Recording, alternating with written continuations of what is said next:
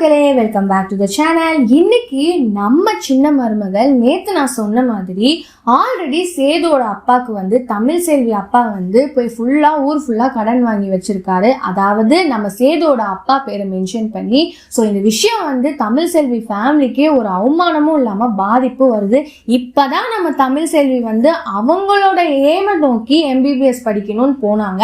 அந்த இடத்துலயே அவங்க ஃப்ரெண்ட்ஸ் கூட பேசினா கூட அதை நம்ம தாமரைங்கெல்லாம் போட்டோ எடுத்துட்டு போய் சேது கிட்ட இல்லாத பொல்லாத சொல்லி இந்த பிரச்சனை நடுவுல இப்ப இது வேற ஒரு புதுசா அப்படின்ற மாதிரி போகுது. ஆனா இந்த இடத்துல நம்ம தமிழ் செல்வி ரொம்பவுமே அழகா எந்த பதட்டப்படாம யார் மேல தப்போ அதை கரெக்டா போய் போலீஸ் கிட்ட சொல்லி அந்த இடத்துக்கே அவங்க சேது வீட்டுக்கே கூட்டிட்டு போய் எங்க மேலதான் தப்பு, அதை நான் எல்லாமே எக்ஸ்பிளைன் பண்ணிட்டேன், நம்ம மாமா பேரை எந்த ஒரு இதுலயும் நான் நேம் கெடுத்து விடல அப்படின்னு.